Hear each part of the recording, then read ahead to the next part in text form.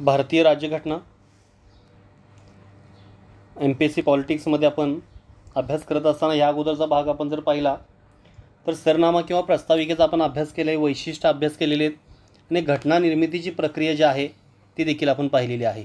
आता त्यानंतर त्यापुढे आपण कलमांचा अभ्यास जो आहे तो अभ्यास आपण करणार आहे, युनियन अँड इट्स टेरिटरी, आणि त्यामध्ये कलम क्रमांक 1 ते 4 चा अभ्यास जो आहे तो अभ्यास आपल्याला या तासाला करायचा आहे। संघराज्य व त्यांचे राज्यक्षेत्र, म्हणजे भारत जो आहे तो भारत हा राज्यांचा संघ आहे असं का म्हणलेलं आहे हे जे आपण या अगोदर देखील चर्चा केलेली आहे। आणि भारतीय जी काही घटना आहे त्या भारतीय घटनेमध्ये संघराज्य हा जो काही शब्द आहे या शब्दाचा उल्लेख कुठेही केलेला नाही, पण तरीही संघराज्याचे अनेक वैशिष्ट्य जे आहेत ते वैशिष्ट्य भारतीय घटनेमध्ये आढळतात आणि त्यामुळं आपण सर्वसाधारणपणे भारत हे संघराज्य असं म्हणू शकतोय। पण विविध जे काही तज्ज्ञ आहेत त्या विविध तज्ज्ञांनी भारतीय घटनेचं वर्णन जे आहे किंवा भारतीय देशाचं वर्णन जे संघराज्यात्मक किंवा केंद्रीकरणाची प्रवृत्ती असणारे संघराज्य असं वेगवेगळ्या प्रकारे केलेलं आहे। पण आज आपण पाहत असताना संघराज्य व त्याचे राज्यक्षेत्र हा जो काही घटक आहे हा घटक आपण अभ्यासणार आहोत। आता संघराज्य किंवा त्यांचे राज्यक्षेत्र जे आहे हा घटक अभ्यास करत असताना यामध्ये कोणकोणती कलमं समाविष्ट आहेत, तर यामध्ये समाविष्ट असणारे जे काही कलम आहेत ते कलम क्रमांक भाग 1 आहे आणि भाग 1 मधला कलम क्रमांक 1 ते 4, कलम क्रमांक 1 ते 4 हे संघराज्य व त्यांच्या राज्यक्षेत्राशी संबंधित आहे। म्हणजे संघराज्य व त्याचे राज्यक्षेत्र आपण पाहत असताना भाग 1 मधला कलम क्रमांक 1 ते 4 हे संघराज्य व त्यांच्या राज्यक्षेत्राशी निगडीत आहे। आता 1 ते 4 मध्ये आपण प्रत्येक जे काही कलम आहे ते कलम आपण पाहूया। कलम क्रमांक 1 चा सुरुवातीला आपल्याला अभ्यास करायचा आहे आणि त्या कलम क्रमांक 1 मध्ये आर्टिकल 1 जो आहे त्यामध्ये काय सांगितलं की संघराज्याचे नाव व राज्यक्षेत्र। आता संघराज्याचे नाव इथं म्हणत असताना आपण संघराज्याचे नाव असं म्हणलेलं आहे, पण ते मुळात काय आहे तर राज्यांचा संघ आहे असं वर्णन देखील ते केले, त्या वर्णनाचा देखील आपल्याला आता अभ्यास करायचा आहे। तर आपण ह्यामध्ये अभ्यास करत असताना संघराज्याचे नाव व राज्यक्षेत्रामध्ये कलम क्रमांक 1 मध्ये एकूण 3 जी काही पोटकलम जे आहे ते पोटकलम दिलेले आहेत आणि ती 3 पोटकलम देत असताना कलम क्रमांक 1 मध्ये काय सांगितलं की इंडिया अर्थात भारत हा राज्यांचा संघ असेल, मात्र कोणत्या राज्यांचा संघ असेल हे या कलमात सांगितलेलं नाही। कलम क्रमांक 1 चा आपण विचार करत असताना त्यामध्ये काय सांगितलं, India that is Bharat shall be union of state, म्हणजे इंडिया अर्थात भारत हा राज्यांचा संघ आहे, मात्र तो कोणत्या राज्यांचा संघ आहे असा उल्लेख ह्यामध्ये केलेला नाही। म्हणजे या तरतुदीमध्ये देशाचे नाव आणि राज्यव्यवस्थेची प्रणाली हे 2 विषय जे ते सांगितलेले आहेत। आता देशाचं नाव काय असावं याबाबत घटना समितीत एकमत होत नव्हतं। काही सदस्यांनी भारत हे पारंपरिक नाव सुचवलं तर काहींनी इंडिया हे आधुनिक नाव सुचवलं। तर घटना समितीने संयुक्तपणे दोन्ही नावे इंडिया म्हणजेच भारत याचा स्वीकार जो आहे तो स्वीकार केलेला आहे। म्हणून ह्या ठिकाणी कलम क्रमांक 1 मध्ये काय सांगितलं की इंडिया अर्थात भारत म्हणजे दोन्हीही जे काही भाग आहेत हे सांगण्याचे प्रयत्न ह्यामध्ये केलेले आहेत। इंडिया अर्थात भारत म्हणजे काहींचं मत असं होतं घटना समितीमध्ये जे काही सदस्य होते, तर काही सदस्यांचं मत असं होतं की भारत हे पारंपरिक नाव जे आहे ते नाव असावं, तर काहींचं मत असं होतं की इंडिया हे आधुनिक नाव जे आहे ते नाव आपण सुचवावं।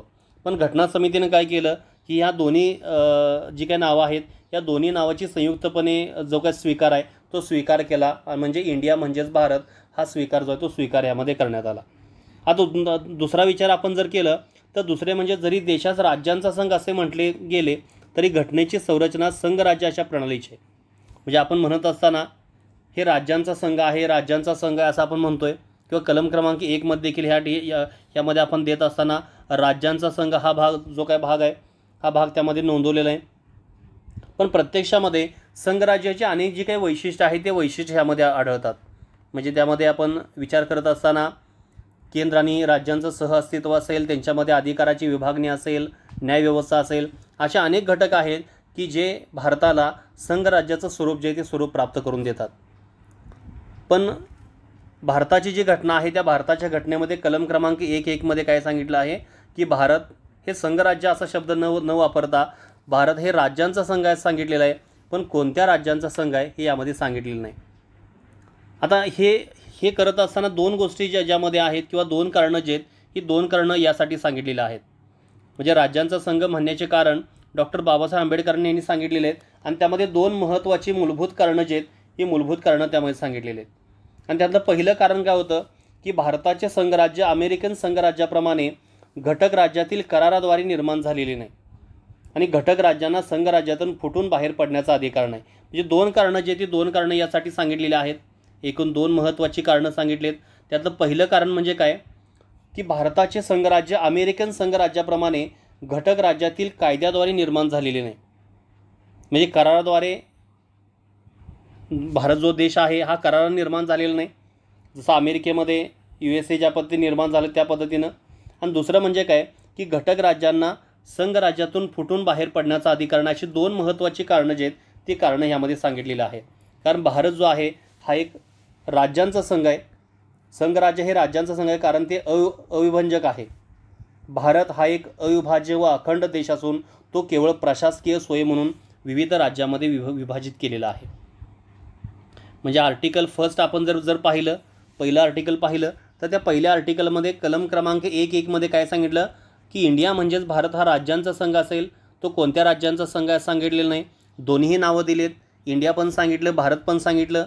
काही जे काही घटना समिती सदस्य होते त्या सदस्यांचं मत होतं की भारत हे पारंपरिक नाव असावं, तर काहींचं मत असं होतं की इंडिया या नावाचा वापर करा। आणि त्या दोन्हीचा विचार करून ही दोन्ही नावं इंडिया म्हणजेच भारत याचा स्वीकार जो आहे तो स्वीकार केलेला आहे। आणि राज्यांचा संघ म्हणण्यापाठीमागं जो उद्देश आहे तो उद्देश देखील आपण पाहिलेला आहे। आणि भारत संघराज्य हे राज्यांचा संघ आहे कारण हे अविभंजक आहे, म्हणजे भारत हा अविभाज्य व अखंड देश असून जे काही वेगवेगळे राज्यांची निर्मिती केलेली आहे ही राज्यांची निर्मिती करताना एक प्रशासकीय सोय म्हणून विविध राज्यामध्ये भारताचं विभाजन जे ते विभाजन केलेलं आहे। आणि त्यातलं कोणताही राज्य जे आहे हे कोणताही राज्य स्वतःच्या इच्छेनुसार स्वतःच्या मर्जीनुसार वेगळं होऊ शकत नाही। म्हणून त्या ठिकाणी डॉक्टर बाबासाहेब आंबेडकरांनी सांगितलेलं आहे घटक राज्यांना संघराज्यातून फुटून बाहेर पडण्याचा अधिकार नाही जो संघराज्य व्यवस्थेमध्ये असतो। संघराज्य व्यवस्थे आपण विचार करताना अमेरिकेमध्ये युनायटेड स्टेट ऑफ अमेरिकेमध्ये असणारी विविध जी काही राज्य आहेत ही राज्य स्वतःच्या इच्छेनुसार कधीही बाहेर पडू शकतात कारण ती करारानं एकत्र आलेली असतात। असा कुठलाही करार जो आहे हा करार भारताच्या बाबतीमध्ये नाही, भारत हा अविभंजक आहे, अखंडित असा देश आहे, त्यामुळं कुणाच्याही इच्छेनुसार तो हा वेगळा होऊ शकत नाही। म्हणजे भारत हा पूर्णतः एकात्म अखंड देश असून ही केवळ प्रशासकीय सोय आहे आणि या प्रशासकीय सोयीसाठी हा जो काही बदल आहे हा बदल त्यामध्ये केलेला आहे। आणि दुसरा भाग आपण पाहत असताना हा भाग आपण काय पाहिला तर कलम क्रमांक 1.1 चा आपण विचार केला। कलम क्रमांक 1.1 मध्ये सांगितलेला आहे। आता आपल्याला बघायचं आहे कलम क्रमांक 1.2 म्हणजे कलम क्रमांक 1 त्यामधला जो दुसरा भाग आहे तो आपल्याला त्यामध्ये पाहायचा आहे। आणि ह्या दुसऱ्यामध्ये काय सांगितलेलं आहे घटक राज्य व केंद्रशासित प्रदेशांची नावे आणि त्यांचे राज्यक्षेत्र पहिल्या अनुसूचीमध्ये विनिर्दिष्ट केल्याप्रमाणे असतील। म्हणजे पहिली अनुसूची जी आहे त्या पहिल्या अनुसूचीमध्ये जी काही नावं दिलेली आहेत घटक राज्य असतील केंद्रशासित प्रदेश असतील तर ती माहिती जी ती माहिती ह्यामध्ये सांगितलेली आहे। आणि सध्या आपण जर विचार केला तर किती घटक राज्य आहेत आणि किती केंद्रशासित प्रदेश आहेत तर सध्या 28 घटक राज्य आणि 9 केंद्रशासित प्रदेशांचा जो काही समावेश आहे हा समावेश करण्यात आलेला आहे।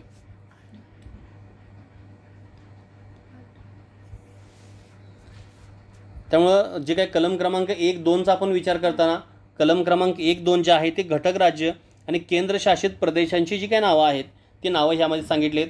जी नावं पहिल्या अनुसूचीमध्ये जी विनिर्दिष्ट केलेली तो सर्व भाग जो आहे तो भाग ह्यामध्ये आहे। त्याचबरोबर ह्यामध्ये सांगत असताना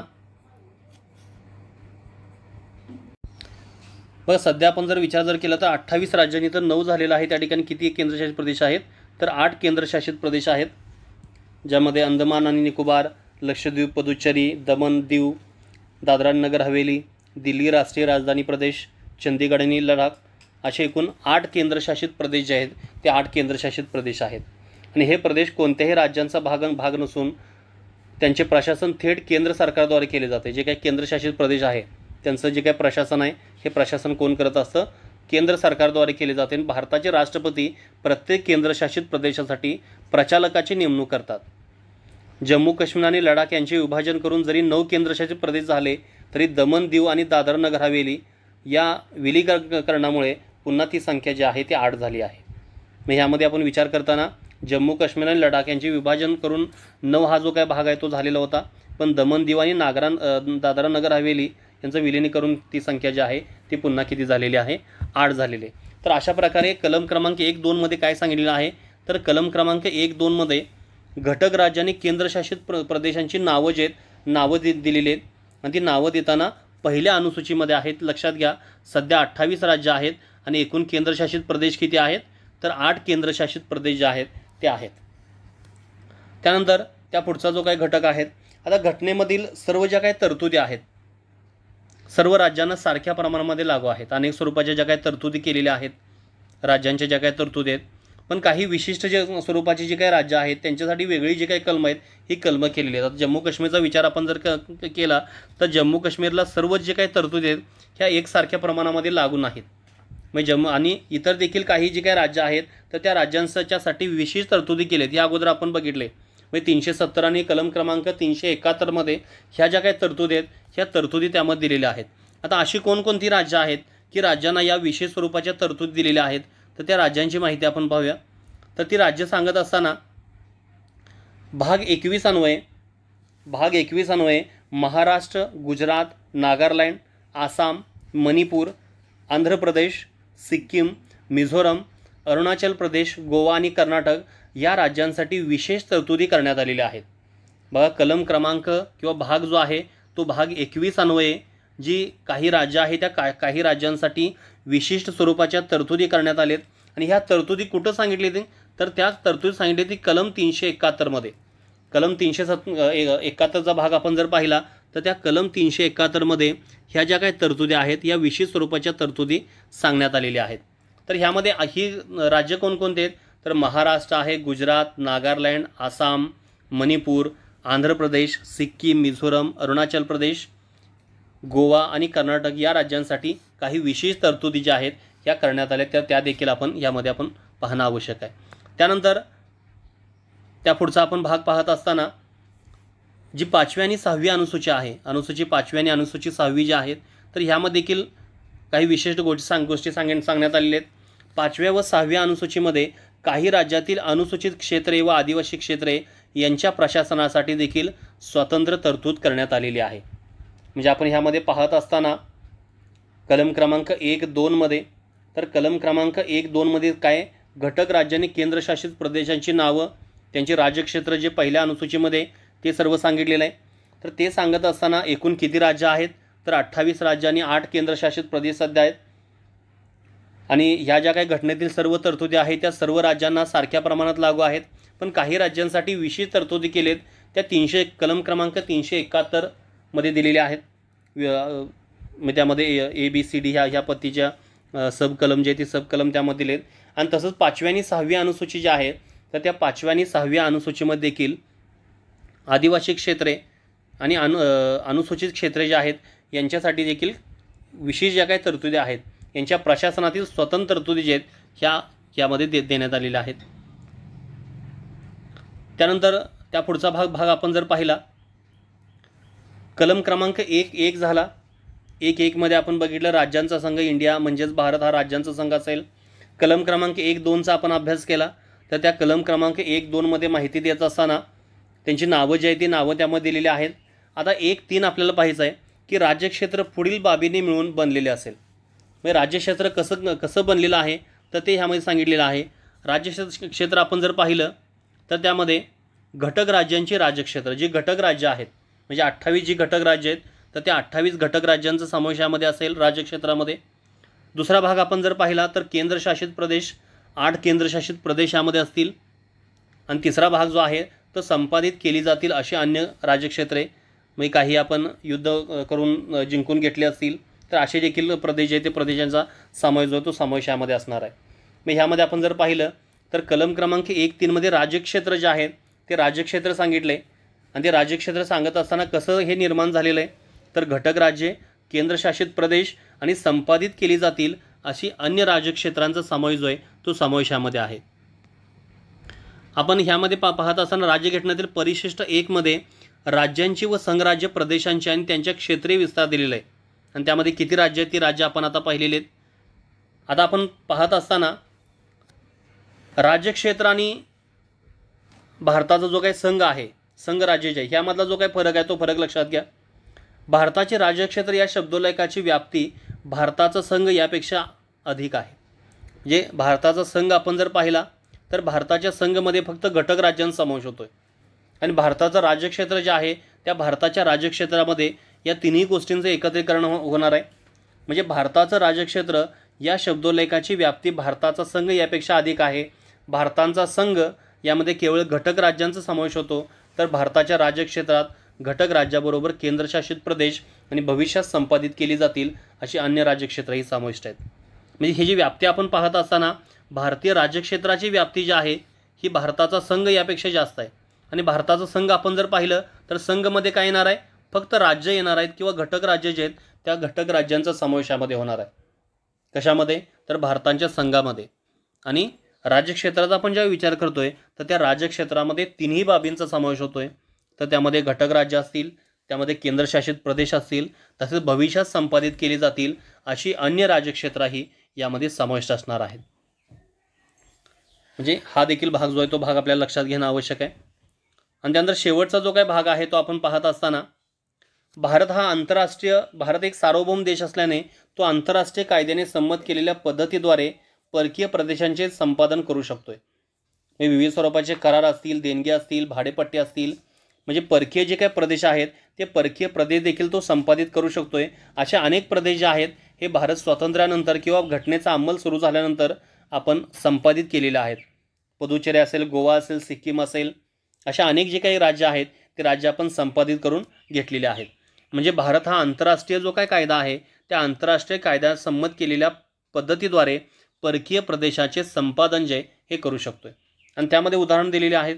तह असेल, खरेदी, देणगी, भाडेपट्टी करार किंवा आतापर्यंत असा एखादा प्रदेश आहे की ज्याच्यावर कोणीही हक्क सांगितलेला नाही तर असा प्रदेश ताब्यात घेणं असेल, एखादा प्रदेश जिंकून घेणं असेल, तर अशा स्वरूपात जे काही प्रदेश आहेत तर हे प्रदेश देखील भारतीय संघराज्याचाच एक भाग आहे असं मानू शकतोय. म्हणजे भारतीय संघराज्याची आपण व्याप्ती पाहत असताना घटक राज्य, केंद्रशासित प्रदेश आणि जे संपादित करून घेणार आहेत, जे जिंकून घेणार असतील, जे तहानुसार जे मिळणार आहे, किंवा असा काही प्रदेश आहे की ज्या प्रदेशावर आतापर्यंत कुणीही हक्क सांगितलं नाही तर असा प्रदेश ताब्यात घेणं असेल, तर अशा सगळ्या गोष्टी ज्या आहेत या भारतीय राज्यक्षेत्राचाच एक महत्त्वाचा भाग आहे. आणि त्यामध्ये सांगितलं आहे आपण आत्तापर्यंत जे नवीन प्रदेश जे आहेत हे आपण कसे ॲड करून घेतलेले आहेत. मी भारताच्या घटनेचा अंमल सुरू झाल्यानंतर दादरा व नगर हवेली, गोवा, दमण व दीव, पुदुच्चेरी आणि सिक्कीम हे परकीय प्रदेश देखील त्यामध्ये संपादित केलेले आहेत. तर हा भाग जो आहे तो यामध्ये आहे. हे आहे कलम क्रमांक 1 आपण पाहिलं. आणि कलम क्रमांक 1.1 मध्ये कलम क्रमांक 1.1, 1.2 आणि 1.3 असे तिन्ही घटक जे आहेत हे तिन्ही घटकांचा अभ्यास जो आहे तो अभ्यास आपण केलेला आहे. आता आपल्याला पाहायचं आहे आर्टिकल 2 कलम क्रमांक 2. आता कलम क्रमांक 2 काय सांगतं, तर त्या कलम क्रमांक 2 मध्ये नवीन राज्य दाखल करून घेणे किंवा स्थापन करणे हा भाग जो आहे तो यामध्ये असेल. नवीन राज्य दाखल करून घेणे किंवा स्थापन करणे हे सांगितले की भारतीय संघात योग्य वाटतील त्या अटी शर्तीवर नवीन राज्यांना समाविष्ट करणे किंवा नवीन राज्य स्थापन करणे हा अधिकार कलम 2 ने कुणाला दिलेला आहे, तर हा अधिकार दिलेला आहे संसदेला. बघा कलम क्रमांक 2 जे आहे त्या कलम क्रमांक 2 मध्ये काय सांगितलेलं आहे की भारतीय संघात योग्य वाटतील त्या अटी शर्तीवर नवीन राज्यांना समाविष्ट करणे किंवा नवीन राज्य स्थापन करणे हा अधिकार कलम 2 ने दिलेला आहे कुणाला, तर तो दिलेला आहे संसदेला. 2 अधिकार दिलेत. कलम क्रमांक 2 ने संसदेला 2 अधिकार दिलेत. एक म्हणजे काय सांगितलेलं आहे, योग्य अटी व शर्तीवर कायद्याद्वारे नवीन राज्य संघराज्यात दाखल करून घेण्याचा अधिकार. कलम क्रमांक 2 द्वारे काय सांगितलेलं आहे की 2 अधिकार संसदेला दिलेत. त्यातला पहिला अधिकार असा आहे, योग्य अटी व शर्तीवर कायद्याद्वारे नवीन राज्य संघराज्यात दाखल करून घेण्याचा अधिकार, आणि दुसरा जो आहे तो नवीन राज्य स्थापन करण्याचा अधिकार. असे 2 अधिकार कुणाला दिलेले आहेत, तर संसदेला दिलेले आहेत. कुणी दिलेले आहेत, तर घटनेने दिलेले आहेत. कलम क्रमांक 2 ने सांगितलेले आहेत. आता विशेष म्हणजे कलम क्रमांक 2 आपण जर पाहिलं, हे भारतीय संघाचा भाग नसलेल्या नवीन राज्याच्या प्रवेशासंबंधी किंवा स्थापनेसंबंधी. हे भारतात जी काय अखंडता आहे, समजा एखादं राज्य आहे ते एखाद्या राज्याची सीमा वाढवायची आहे, सीमा कमी करायची आहे, नाव बदलायचं आहे, हा जो काय भाग आहे हा भाग यामध्ये येणार नाही.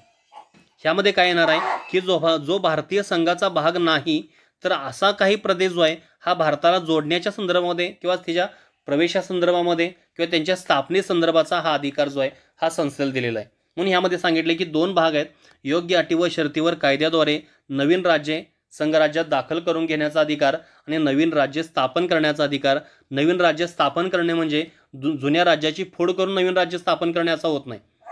नवीन राज्य स्थापन करणे म्हणजे काय असेल की भारतीय राज्यक्षेत्रामध्ये अखंडित भारतामध्ये जी क्षेत्र नाही, जे राज्य नाही असा एखादा प्रदेश जो आहे हा भारताला जोडणं, ह्या गोष्टी कलम क्रमांक 2 मध्ये आहेत.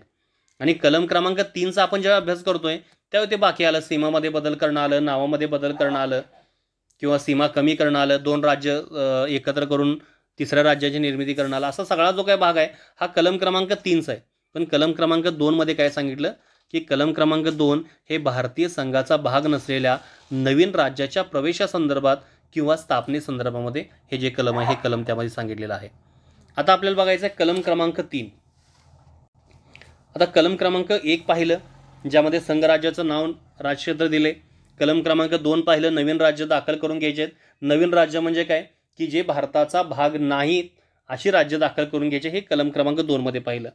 आता कलम क्रमांक 3 मध्ये नवीन राज्यांची निर्मिती, नवीन राज्यांची निर्मिती करायची.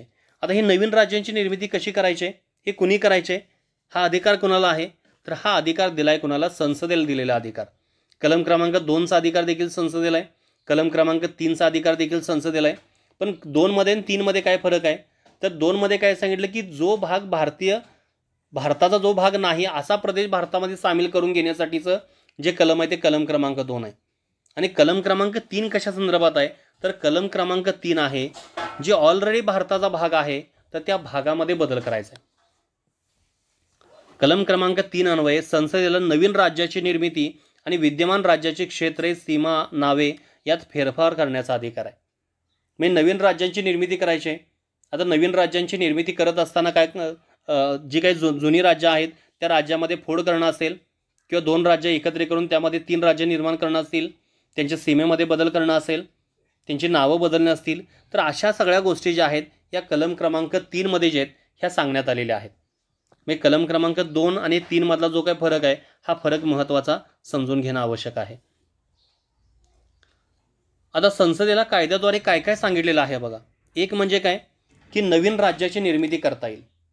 नवीन राज्य जे आहे हे नवीन राज्याची निर्मिती करता येईल. कोणत्याही राज्यातून विशिष्ट क्षेत्र वेगळे काढून किंवा 2 किंवा अधिक राज्ये किंवा राज्यांचे भाग एकत्र करून किंवा कोणत्याही राज्याचा भाग व क्षेत्र एकत्र करून नवीन राज्य बनवणं. म्हणजे नवीन राज्याची निर्मिती ते कसे करू शकतात की एखादं मोठं राज्य आहे त्या मोठ्या राज्यातनं एखादा भाग जो आहे तो त्यामध्ये वगळायचा आणि त्यातून एखादं नवीन राज्य निर्माण करायचं किंवा 2 किंवा अधिक राज्य एकत्र करायचं, त्यातला थोडासा भाग काढायचा, तिसरं राज्य निर्माण करायचं किंवा एखाद्या राज्याचा भाग असेल किंवा एखादं क्षेत्र एकत्र करायचं, नवीन राज्य निर्माण करायचं. म्हणजे भारताचं जे क्षेत्र आहे त्या क्षेत्रामध्येच अंतर्गत असणारा जो काय बदल आहे हा बदल करून नवीन राज्याची निर्मिती करणं हा अधिकार कोणाला दिलेला आहे, संसदेला दिलेला आहे. दुसरा म्हणजे काय की कोणत्याही राज्याचं क्षेत्र वाढवणं. कोणतंही राज्य आहे त्या राज्याचे क्षेत्र किंवा सीमा जे त्या सीमेमध्ये वाढ करणं हा देखील भाग संसदेला दिलेला आहे. कोणत्याही राज्याचे क्षेत्र वाढवता येईल, कोणत्याही राज्याचे क्षेत्र घटवता येईल, त्याचबरोबर कोणत्याही राज्याच्या सीमेमध्ये बदल करता येईल आणि कोणत्याही राज्याच्या नावामध्ये बदल करता येईल. हे अधिकार कोणाला दिले, संसदेला दिलेले आहेत. मी कलम क्रमांक 2 मध्ये सांगत 3 मध्ये सांगत असताना काय काय अधिकार संसदेला आहेत तर नवीन राज्याची निर्मिती करणं, कोणत्याही राज्याचं क्षेत्र वाढवणं, क्षेत्र घटवणं, सीमामध्ये बदल करणं किंवा त्यांच्या नावामध्ये बदल करणं, ह्या सगळ्या गोष्टी ज्या आहेत ह्या कलम क्रमांक 3 मध्ये ज्या आहेत त्या देण्यात आलेल्या आहेत. आता जे 3 मध्ये जे काही बदल दिलेले आहेत, ज्या तरतुदी सांगितलेत किंवा जे बदल आहेत तर त्या बदलाचा आपण जर विचार केला तर हे बदल करत असताना देखील 2 अटी जे त्या 2 अटी दिलेल्या आहेत. हा जो काही बदल करायचा आहे संसदेला, त्यांच्या नावामध्ये बदल करायचा आहे, त्यांच्या सीमेमध्ये बदल करायचा आहे, क्षेत्र वाढवायचं आहे, क्षेत्र कमी करायचं आहे, तर हे सांगत असताना 2 महत्त्वाच्या ज्या काही तरतुदी आहेत किंवा 2 अटी जे त्या अटी दिलेल्या आहेत. आता त्यातली पहिली अट म्हणजे काय, वरील बदल करण्याच्या प्रस्तावाचे विधेयक राष्ट्रपतीच्या पूर्वसंमतीने संसदेत सादर करणे आवश्यक आहे. म्हणजे अशा स्वरूपामध्ये जर बदल करायचा असेल, नावामध्ये बदल करायचा असेल, क्षेत्र घटवायचं असेल, क्षेत्र वाढवायचं असेल, सीमेमध्ये बदल करायचा असेल, तर अशा स्वरूपाची जो काही बदल आहे हा बदल जर करायचा असेल तर बदल करणाऱ्या प्रस्तावाचे विधेयक राष्ट्रपतीच्या पूर्वसंमतीने सादर करणे आवश्यक आहे. म्हणजे राष्ट्रपतीची संमती घेऊनच ते विधेयक जे हे संसदेत मांडणं आवश्यक आहे. ही महत्त्वाची पहिली अट जी सांगितलेली आहे. आणि दुसरी अट काय सांगितलेली आहे, संबंधित विधेयकाची शिफारस करण्यापूर्वी ठराविक काळात संबंधित राज्याचा दृष्टिकोन मांडण्यासाठी राष्ट्रपती ते विधेयक राज्य विधिमंडळाकडे पाठवेल.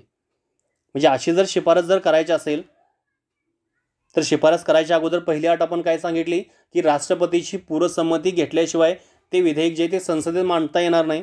आणि दुसरं सांगितले की अशी शिफारस करण्यापूर्वी राष्ट्रपतींना ते विधेयक संबंधित राज्याच्या विधिमंडळाकडे आपले विचार व्यक्त करण्यासाठी पाठवावे लागेल आणि त्यासाठी विशिष्ट कालावधी द्यावा लागेल आणि आवश्यकतेनुसार तो कालावधी वाढवून देखील देता येईल. राज्यामधला जो काय बदल करायचा आहे, सीमेमध्ये बदल करायचा आहे, समजा एखादं राज्य आहे, कर्नाटकाची सीमा असेल, महाराष्ट्र सीमा असेल किंवा इतर राज्याची एखादी सीमा आहे त्यामध्ये बदल करायचा आहे किंवा त्यांचं राज्याचं नाव बदलायचं आहे, तर ज्या राज्याच्या संदर्भामध्ये ते विधेयक आहे तर त्या राज्याच्या विधिमंडळाकडे त्यांचे विचार व्यक्त करण्यासाठी असं विधेयक जे ते विधेयक पाठवणं आवश्यक आहे. आणि तो विचार करण्यासाठी किंवा त्यांची मतं व्यक्त करण्यासाठी काही कालावधी द्यावा लागणार आहे आणि तो कालावधी वाढवता देखील येऊ शकतो. अशा दोन स्वरूपाच्या ज्या काही अटी आहेत त्या अटी ह्यामध्ये सांगितलेल्या आहेत. एक म्हणजे राष्ट्रपती शिफारस आणि दुसरं म्हणजे काय की राष्ट्रपतीनं ते विधेयक जे ते राज्य विधिमंडळाकडे पाठवणं आवश्यक आहे आणि त्यांचा दृष्टिकोन जो आहे हा समजून घेणं त्यामध्ये आवश्यक आहे. आता राज्य विधिमंडळाकडे आपण ते पाठवलं, राज्य विधिमंडळाचं जे काही मत असेल, त्यांचे जे काही विचार आहेत ते विचार स्वीकारण्याचं बंधन जे ते संसदेवर आहे का, तर ते नाही. संसद त्यांची जे काही त्यांच्या मताशी सहमत असेलच असं नाही, तर ते स्वीकारू शकतं किंवा फेटाळू शकतं. अशा स्वरूपाचं कार्य जे ते कार्य त्यामध्ये होऊ शकतं. म्हणजे संबंधित राज्य विधिमंडळाचे विचार किंवा मते स्वीकारण्याचे बंधन राष्ट्रपती किंवा संसदेवर नाही. संसद हे राज्यांची मते स्वीकारू शकते किंवा ते फेटाळून लावू शकते. स्वीकारू देखील शकते किंवा ते फेटाळून देखील लावू शकते. हा अधिकार कुणाला दिला आहे, राष्ट्रपती किंवा संसदेला हा अधिकार दिलेला आहे. आणि दुसरा भाग म्हणजे काय की संसद जेव्हा जेव्हा विधेयकात बदल किंवा सुधारणा करेल त्या प्रत्येक वेळी राज्य विधिमंडळाच्या नव्याने विचार घेण्याची आवश्यकता नाही. एकदा त्यामध्ये पाठवलं, पहिल्यांदा सीमेमध्ये बदल करायचा आहे, पण दुसऱ्यांदा किंवा तिसऱ्यांदा जर सीमेमध्ये जर बदल जर करायचा असेल, त्यांच्या नावामध्ये बदल जर करायचा असेल, असं प्रत्येक वेळी हे विधेयक जे हे राज्य विधिमंडळाकडे पाठवावंच असं कुठलंही बंधन जे ते बंधन त्यामध्ये नाही किंवा नव्यानं विचार घेण्याची आवश्यकता जे ती आवश्यकता त्यामध्ये असणार नाही. आता राज्याप्रमाणेच केंद्रशासित प्रदेशाचे क्षेत्रे, सीमा अथवा नावे बदलण्याचा अधिकारही संसदेला देण्यात आलेला आहे. म्हणजे संसदेला अधिकार देत असताना जशी नवीन राज्याची निर्मितीचा अधिकार आहे तसंच केंद्रशासित प्रदेशाची जी क्षेत्र आहेत किंवा जी सीमा आहे त्यामध्ये देखील ते बदल करू शकतात. आणि असा बदल करताना त्यांना त्या केंद्रशासित जे काही प्रदेश आहेत त्या प्रदेशांना विचारणा करणं आवश्यक असणार नाही. म्हणजे केंद्रशासित प्रदेशाबाबत असा विचार किंवा मते घेण्याची गरज नाही जशी राज्याच्या बाबतीमध्ये होती. कारण केंद्रशासित प्रदेश जे आहे हे केंद्राद्वारे प्रशासन किंवा राष्ट्रपतीद्वारे जे काही प्रशासन आहे ते प्रशासन त्यामध्ये होत असतं. तेव्हा त्या ठिकाणी केंद्रशासित प्रदेशाच्या बाबतीत संबंधित विधिमंडळाचा विचार करण्याची किंवा विचार घेण्याची आवश्यकता नाही. त्यांच्या बाबतीत संसद आपल्या मताप्रमाणे योग्य ते निर्णय घेऊ शकते.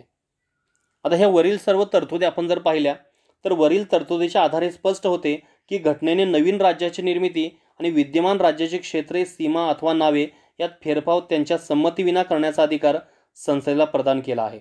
म्हणजे संसद भारताच्या अंतर्गत राजकीय नकाशात आपल्या मर्जीप्रमाणे फेरफार करू शकते.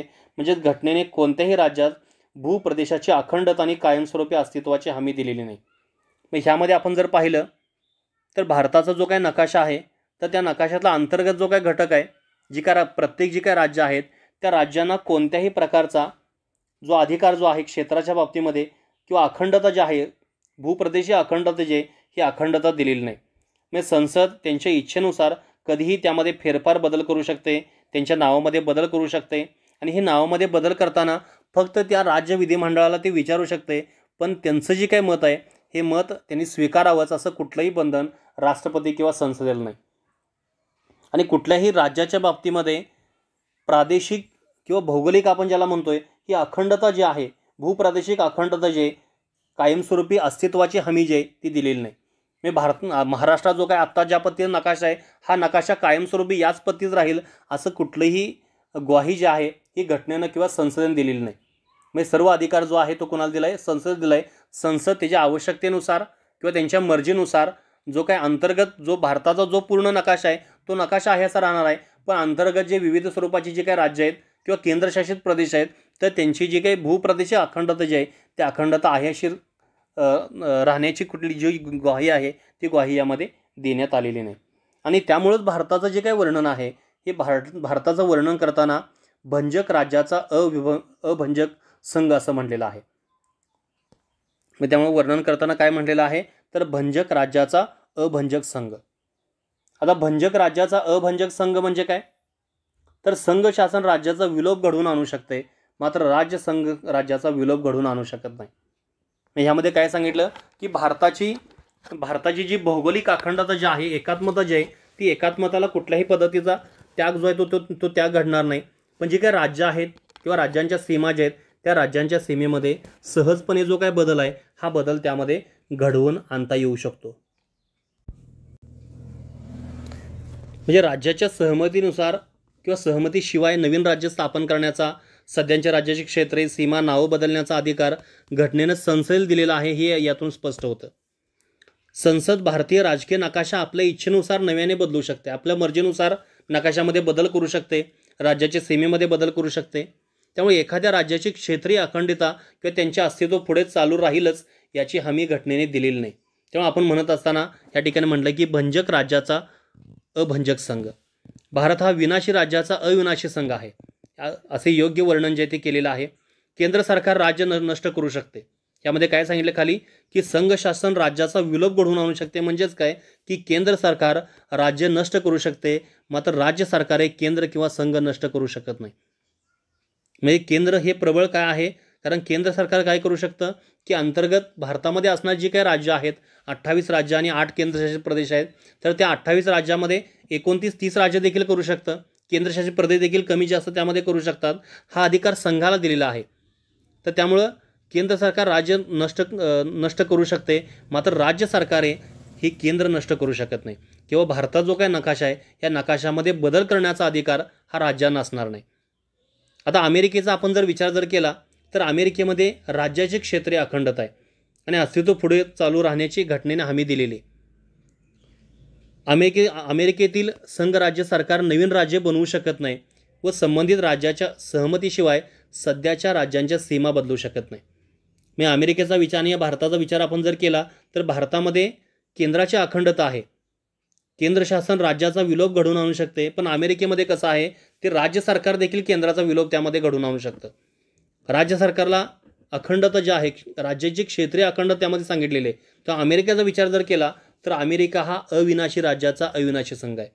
म्हणजे अभंजक राज्याचा अभंजक संघ असा कोण आहे तर अमेरिका आहे. पण भारत कसा आहे तर भंजक राज्याचा अभंजक संघ म्हणून भारताचं वर्णन केलेलं आहे. म्हणजे संघ शासन राज्याचा विलोप घडवून आणू शकतं किंवा राज्य शासन संघाचा किंवा संघ राज्याचा विलोप घडवून आणू शकत नाही. तर अशा प्रकारे आपण पाहत असताना ही 3 कलमं जी आहेत ही 3 कलमं पाहिले. 4थं एक कलम ह्यामध्ये आपलं राहिलेलं आहे. 4 नंबरचं जे काही कलम आहे हे 4थ्या कलमामध्ये फक्त एकच गोष्टी सांगितलीत की हा जो काही बदल जो केलेला आहे जो राज्याच्या सीमेमध्ये असणारा जो काही बदल असेल नवीन राज्य दाखल करून घेणे किंवा स्थापन करणे तसेच नवीन राज्याची निर्मिती करणे यात फेरफार करणे तर हा कायदा जो आहे तो कलम 368 घटनादुरुस्ती अंतर्गत येणार नाही. याचा अर्थ असा होतो की कायदा सामान्य विधिनियम प्रक्रियेद्वारे आणि साध्या बहुमतानं हा संमत केला जाऊ शकतोय. हे फक्त कलम क्रमांक 4 तेवढं लक्षात घ्या. इथं काय PPT त्यामध्ये केलेलं नाही. कलम क्रमांक 4 जे आहे हे कलम 4 तर त्या कलम क्रमांक 4 मध्ये काय सांगितलं तर कलम क्रमांक 4 मध्ये सांगत असताना त्यामध्ये फक्त एक सांगितलं की कलम क्रमांक 2 आणि कलम क्रमांक 3 नुसार जो काही बदल केलेला आहे म्हणजे नवीन राज्य भारतामध्ये सामील करून घेतलेले आहेत किंवा भारतामध्ये असणाऱ्या राज्यांच्या सीमा नावं ह्यामध्ये बदल केले आहेत तर हा केलेला जो काय बदल आहे हा घटना दुरुस्ती अंतर्गत येणार नाही. म्हणजे कलम क्रमांक 368 अंतर्गत येणार नाही. आता कलम क्रमांक 368 म्हणजे काय तर कलम क्रमांक 368 मध्ये कलम क्रमांक 368 विचार आपण जर केला तर त्या 368मध्ये दोन घटक सांगितलेत. एक म्हणजे विशेष बहुमत आणि दुसरं म्हणजे विशेष बहुमत आणि निम्म्या राज्यांचं साधं समर्थन. तर ह्या स्वरूपामध्ये हा येणार नाही. हा एक साध्या बहुमतानं सामान्य विधिनियम प्रक्रिया जी आहे ह्या सामान्य विधिनियम प्रक्रियेद्वारे हा बदल करायचा आहे. म्हणजे नवीन राज्य आपल्या म्हणजे आपला जो काय भारत देश आहे अखंडित आणि देशाच्या बाहेरचा एखादा प्रदेश भारत देशाला जर जोडायचा असेल तो कलम 368 अंतर्गत येणार नाही. आणि त्याच प्रकारे अंतर्गत जे काही राज्य आहे त्या राज्यांचे सीमा बदल असेल, नाव बदल असेल, इतर फेरफार असेल तर हा करत असताना देखील कलम क्रमांक 368 त्यामध्ये अवलंब केला जाणार नाही. म्हणजे सामान्य विधेयकाची जी काही प्रक्रिया आहे असेच कायदे सर्वसाधारण बहुमताने आणि विधिमंडळातील सामान्य प्रक्रियेने करता येतील. जी सामान्य प्रक्रिया आहे तर त्या सामान्य प्रक्रियेच्या अंतर्गत हा कलम क्रमांक 4 जो आहे ते त्यामध्ये सांगितले. बघा एकूण 4 कलम लक्षात घ्या. कलम क्रमांक 1 आपण पाहिलं तर त्या कलम क्रमांक 1 मध्ये काय सांगितलेलं आहे तर त्या कलम क्रमांक 1 मध्ये संघराज्याचं नाव आणि राज्यक्षेत्र, त्यामध्ये राज्यांचा संघ सांगितलंय. इंडिया अर्थात भारत हा राज्यांचा संघ असं सांगितलेला आहे. कलम क्रमांक 2चा आपण जर विचार केला तर त्या कलम क्रमांक 2 मध्ये सांगत असताना नवीन राज्य दाखल करून घेणे किंवा स्थापन करणे म्हणजे अशी राज्य की जो आता भारताचा भाग नाही अशी राज्य दाखल करून घेणे हा सांगितलेला आहे. कलम क्रमांक 3चा विचार करताना नवीन राज्यांची निर्मिती आणि ही नवीन राज्यांची निर्मिती करताना भारतामध्ये ऑलरेडी ती राज्य आहेत त्या राज्यांच्या सीमा बदलणं असेल, त्यांची नावं बदलणं असेल असा जो काय भाग आहे तो त्यामध्ये सांगितलेला आहे. आणि कलम क्रमांक 4 सांगताना काय सांगितलेलं आहे तर हा जो काय बदल केला जाणार आहे म्हणजे नवीन राज्य दाखल करून घेण्याचा बदल असेल कलम 2 मधला आणि नवीन राज्यांची निर्मिती करणार असेल कलम 3 मधला तर हा जो काय बदल आहे हा सामान्य विधेयकाप्रमाणे असेल. म्हणजे घटना दुरुस्तीचा कलम क्रमांक 368 अंतर्गत हा बदल जो आहे हा बदल केला जाणार नाही. हा सामान्य विधेयक ज्या पद्धतीने पारित केलं जाणार आहे तर ह्या प्रकारे असेल असं सांगितलेलं आहे. ओके, तर अशा प्रकारे आपण ही 4 कलम जे आहेत हे 4 कलम पाहिलेत, संघराज्य व त्यांचे राज्यक्षेत्र. राहिलेला जो काही भाग आहे तो आपण पुढच्या तासाला पाहूया.